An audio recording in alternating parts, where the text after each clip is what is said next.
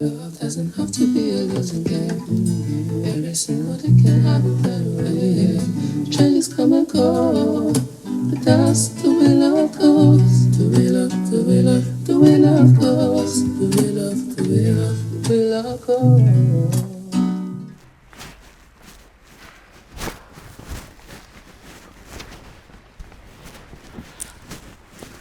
Hello, my name is Eleanor. Hello, my name is Chris. I first met Chris obviously at uni. He was a friend of my flatmate or housemate, and he just used to come around. I don't know why he was there, clearly. I was very naive. I didn't understand why he was always around. Obviously it became obvious later on, but I just used to see him around. Obviously we know why I was there. It was after the football games. What year was it, 2002? Something like that. Around 2002. A mutual friend we have used to play on my football team as well, and I made the excuse of always going back to his place to sometimes catch the eye of this one. And yeah, that's how it started. So when I met her, when I saw her, I actually did almost have a vision of the life that we've had, or that we're having now. So I literally saw, I could see our children, I could see our lifestyle, our happiness, our ups and downs. And we're still going through it. Like when I look at our children now and some of the journeys that we've gone through, it's literally what I envisioned when I first saw her. So almost instantly, maybe the ancestors gave me a bit of a glimpse of what to look forward to. I don't actually know if we ever had a proper first date, because we just used to go out together as a group of friends. So I can't actually, I'm the worst person for remembering stuff. So I can't actually remember a proper first date. So you're saying it wasn't that memorable, in other words? That's But all I heard. every moment with you is memorable. You're trying to So I backtrack. can't pick one Do you want a shovel? specific one. Just a Yeah, I want a shovel, shovel. like, Go on, Emma, what's our You're already first date? digging. I took you to a tandoori restaurant right opposite the, I'm joking. I don't even know what the first date was. Probably Exactly. You're probably right.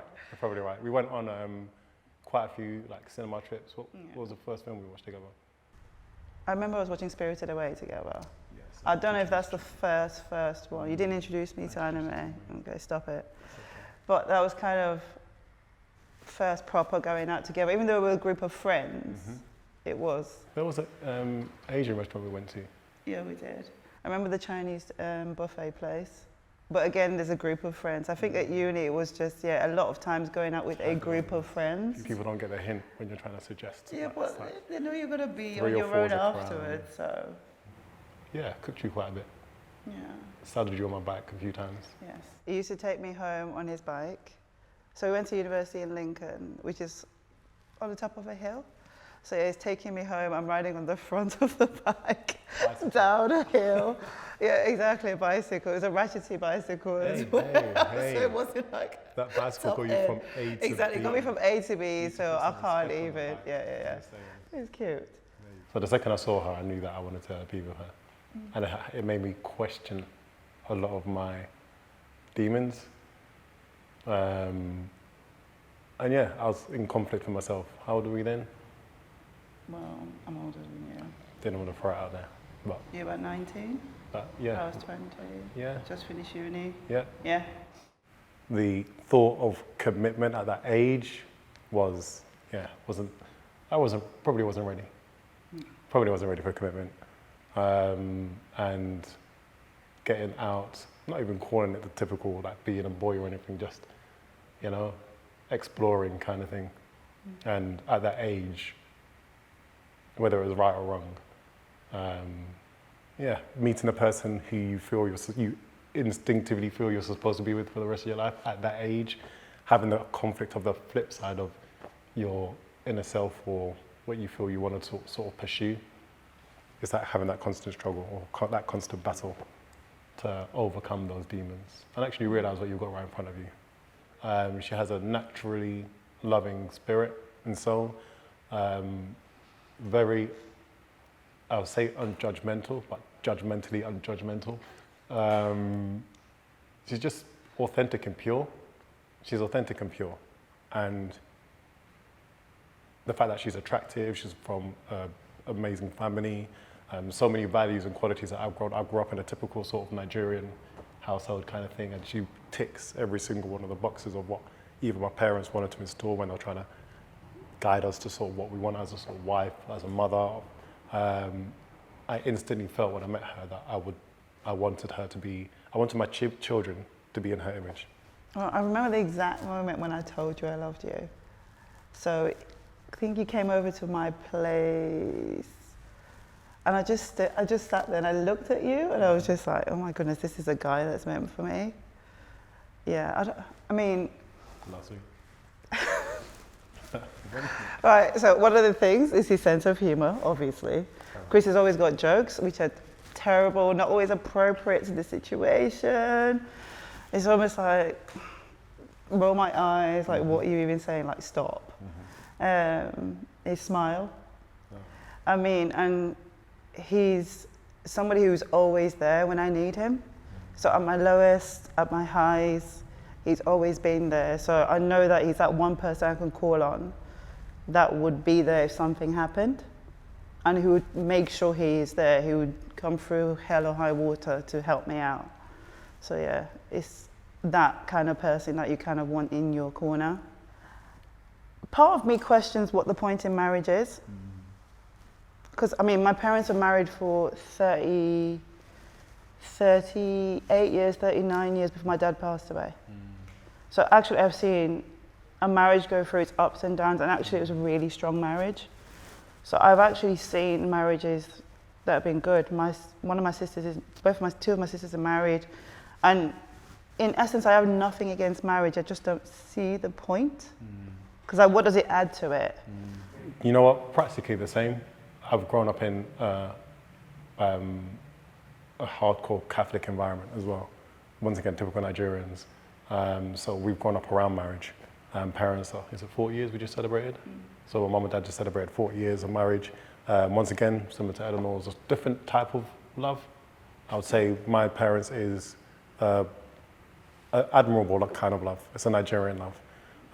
So it has its ups, has its downs. And once again, growing up in the church, I'm not sure if that's more of my, and seeing everything that's going through it, I don't know if that's more of my awakening to even sort of what my faith is, like going towards spirituality and like my views and perspectives of marriage and mortgages and contracts and that kind of thing as well, and the understanding what they actually mean. If there was anybody that I would marry on this planet, it would be Eleanor. You're an amazing human being, or being in general. Through all the dark stages that I personally have gone through, I think you've probably been the light or created the light to help me, to guide me through them. Apart from like our children who are blessings, our bambinos, they are literally purpose for us in general. But even before then, like the amount of times where I'll probably have dark days, or I can see other people having dark days, you're everything, not even just, you're everything that, I don't know, anyone could want in a partner. And as a friend as well. And I'll say ultimately a best friend. But our relationship has gone through the most. And as far as I can see, we're happy through it. And our children are happy. Like I'd be, if necessary, once again, we could take the children through the journey, they would love it. I know my mum or our parents would love it, crying out loud. And our siblings and our families. Weddings are not cheap, especially a Nigerian wedding. So, Nigerian. Well, I mean, okay, my family is slightly different because we're not your typical Cameroonian family, possibly. But I've never seen the point in spending that much money on one day. Well, actually, that's a deposit for a house. That is potentially your children's university fees. That's possibly some other thing that I could spend the money. If you want to spend the money, give it to me.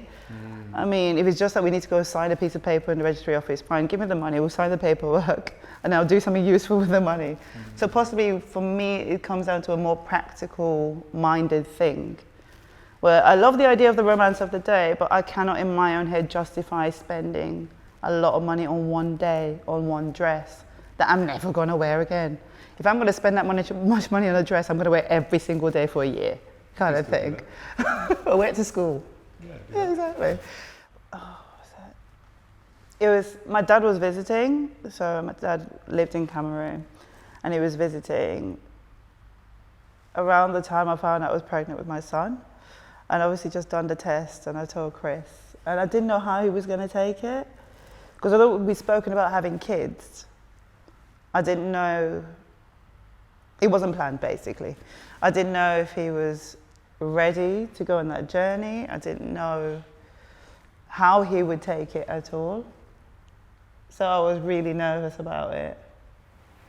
I was like, it's a trap. No. How did I take it? I think you were happy. Yeah, of course, absolutely. You were happy. Yeah, it was a blessing. Yeah. It still is a blessing. Yeah, it's just excitement. Once again, I knew, not that I knew, but I knew that you were going to be the mother of our children. And as and when it happened, whether, can you ever be ready to have children? I don't think anybody's ever ready. No. Even if you plan it, I don't think you're ready. Yeah, I don't think there's any amount of planning you can do. And I think for us, for our universe, it happened when it was meant to happen for us. So yeah, I'm still excited. I remember from her telling me and me thinking, is her dad going to kill me or not? And actually talking to her dad as well before. Obviously he's passed and all. And her dad was a lovely guy. And he was just, as like you can see, like you're the result of like your parents as well. Yeah, I think I was more worried about telling my dad than I was about you.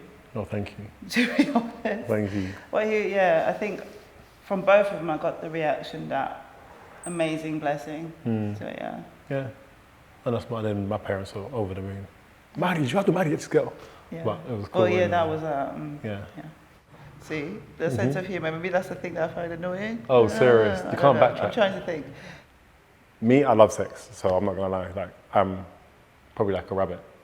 So yeah, and what a blessing that Eleanor's sexy. You know, there's obviously the different love languages, from words of affirmation to physical touch to, you know, everything that the other love languages. Everyone knows the languages, and I'm quite intimate and physical person.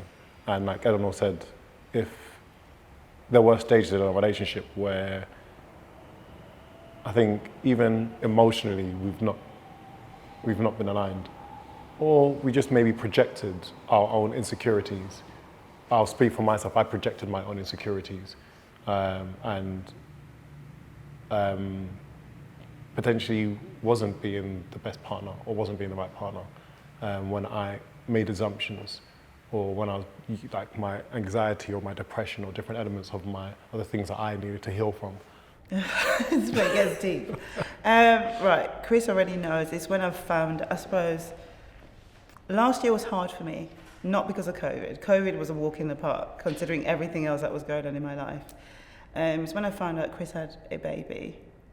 Like, I'd known Chris had cheated on me before, but I hadn't known that he'd got the girl pregnant.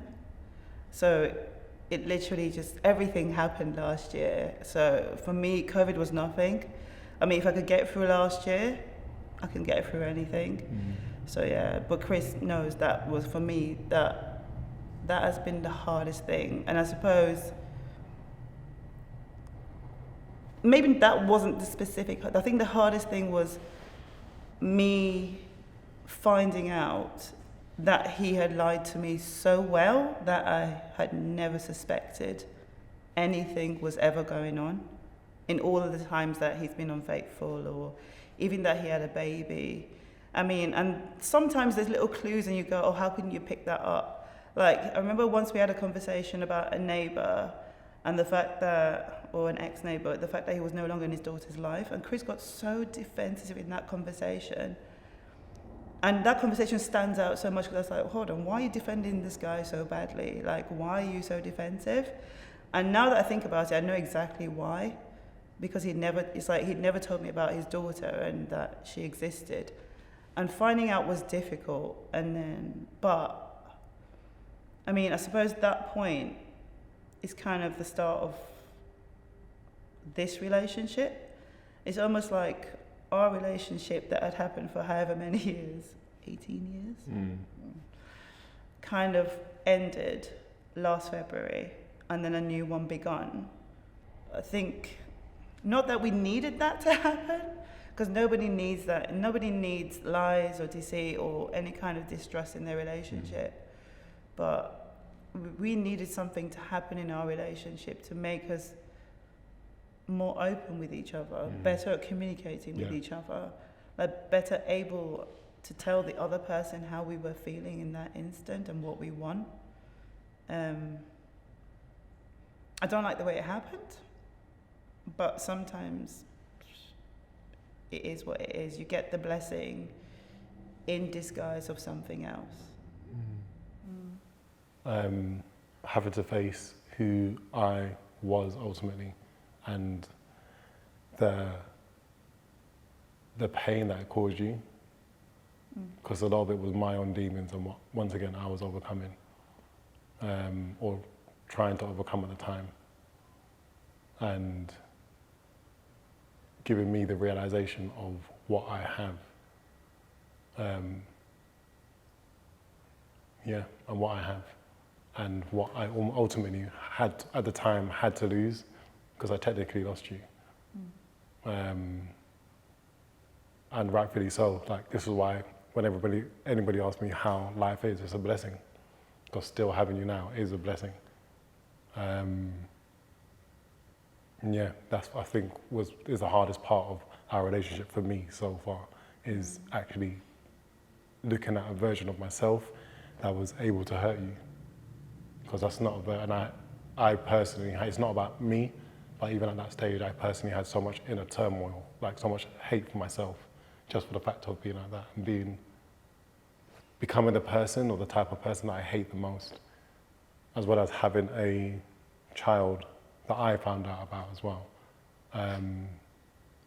whose life I wasn't in because of the circumstance of how I found out and when I found out about the child. So that there was so many different elements of that were, what's the word? That were just deconstructing who I was, but that needed to happen. That's why before when you said like you were too young to make that commitment, like sometimes I question, like we've had this conversation, like if you could go back in time, would you tell 19-year-old you and 20-year-old me not to even go down that road? But then I think of our kids and I'm like, no way. Like just for that blessing, it was worth it. And I think that's what when I say when I first saw you, that's probably what the ancestors or whoever was saying. They were like, look, it's going to be rough, and you're going to have to go through like this roller coaster. But this is what the choice is: either having this lifestyle or that. And I'd still pick this lifestyle. I mean, I was talking to Chris's sister about, like, okay, tell me some black couples that you would look up to.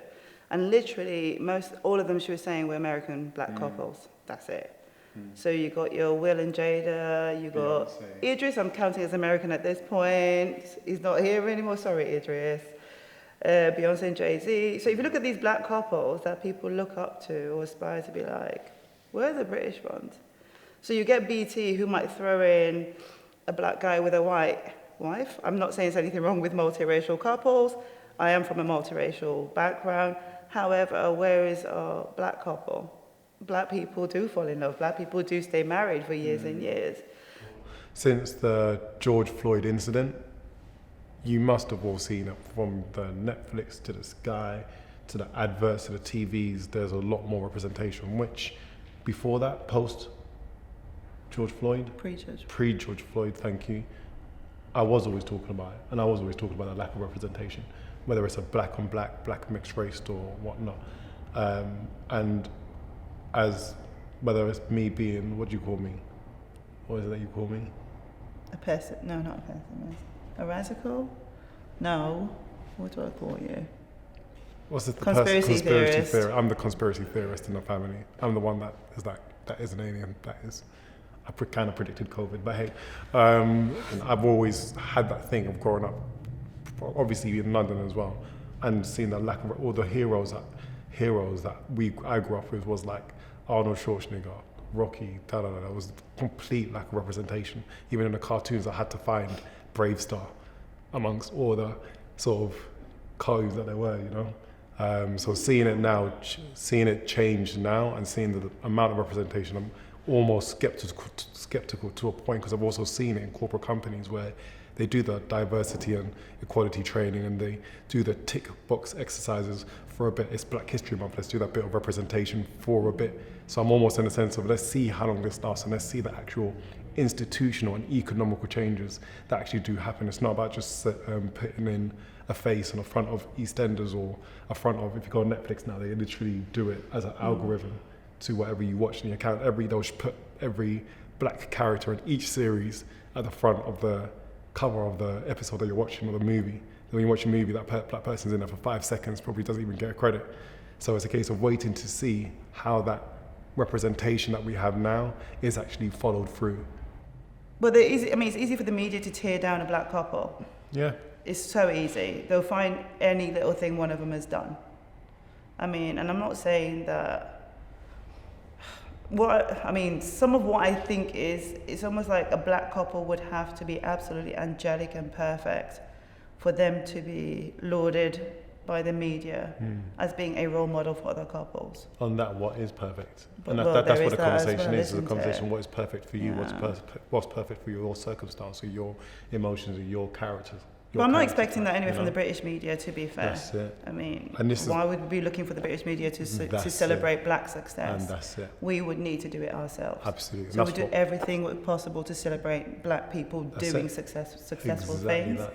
In whatever they're doing, whether it's every day. So black teachers, black people in media, black couples doing well. But I don't think we should be looking for the media to look at how they treat Raheem Sterling. Come on. We're not waiting for them to do anything. We need to do it ourselves. Yeah. Love doesn't have to be a losing game. Every single day can happen that way. Changes come and go, but that's the way love goes. The way love goes. The way love goes.